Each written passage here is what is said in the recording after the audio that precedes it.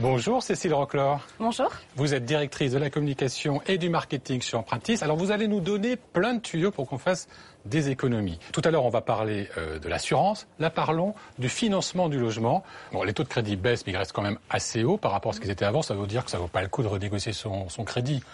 Alors pas tout de suite, il va falloir encore un peu patienter, peut-être quelques points de repère. On parle de renégociation, ça veut dire que vous allez renégocier avec votre banque qui détient le crédit une baisse du taux.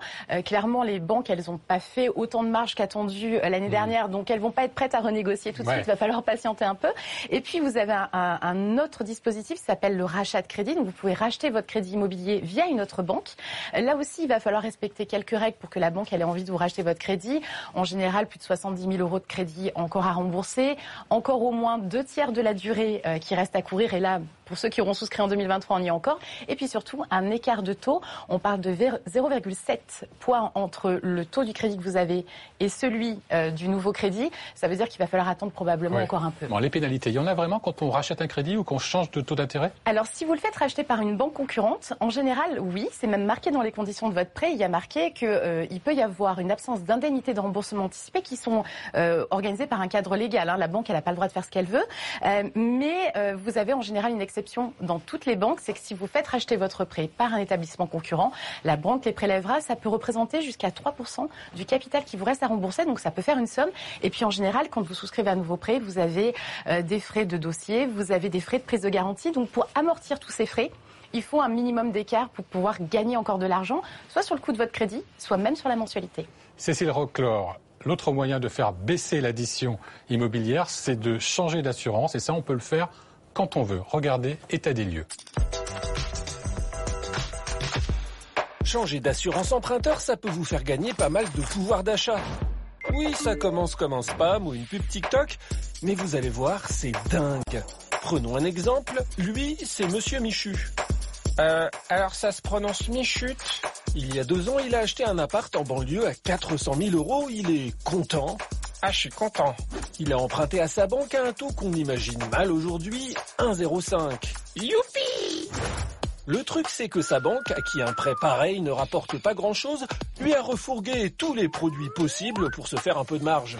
Alors, nous disions donc une assurance habitation, une assurance voiture, une mutuelle, bien sûr, le DVD de Die Hard 4, votre poids en caramel mou. Merci. Parmi tous ces trucs, il y a toujours l'assurance emprunteur, systématiquement. Même si ce n'est techniquement pas obligatoire, la banque l'impose. À quoi ça sert, à part rapporter à la banque ? Grosso modo, si Monsieur Michu, disons, perd une main... Oh mon Dieu !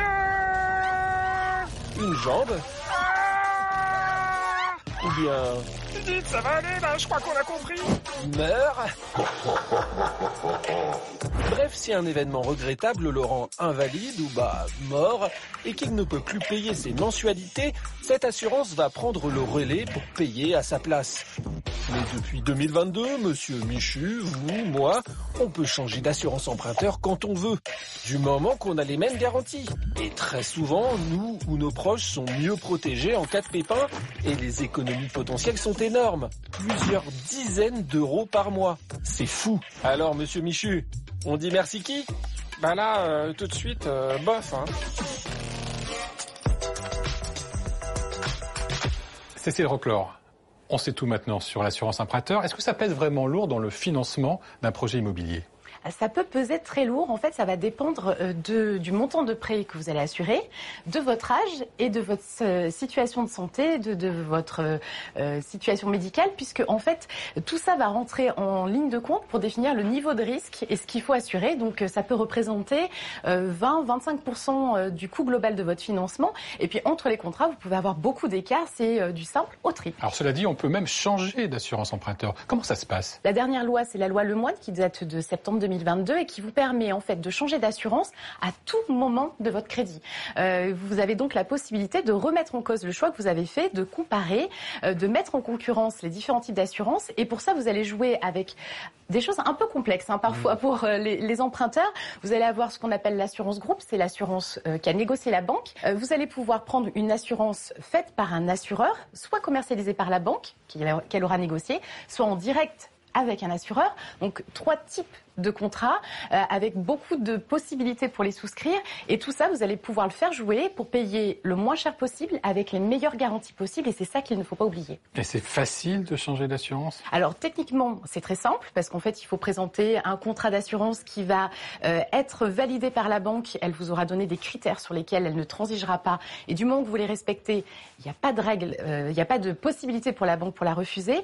Mais après, il faut savoir ce qu'on achète et parfois c'est compliqué. Ce qui est difficile avec l'assurance, et c'est pour ça que prendre le temps de comparer et de regarder les différentes solutions, c'est essentiel, c'est qu'il n'y a pas une règle. En fait, en fonction de votre profil, de votre situation, de vos points de sensibilité, des garanties qui vous sont proposées, il n'y a pas une mauvaise assurance et une bonne assurance. En termes de tarifs, il y a de vraies différences, ça on est d'accord, mais en fait, il ne faut pas s'arrêter juste au tarif, il faut trouver le juste prix pour la juste garantie et la juste protection. C'est en général dans des situations pas très sympas qu'on a besoin de son assurance emprunteur, mieux vaut ne pas avoir de mauvaise surprise. Merci Cécile Roclor. Merci. On va poursuivre cette émission avec le face-à-face avec nos agents doubles. Vous allez voir, ils sont pas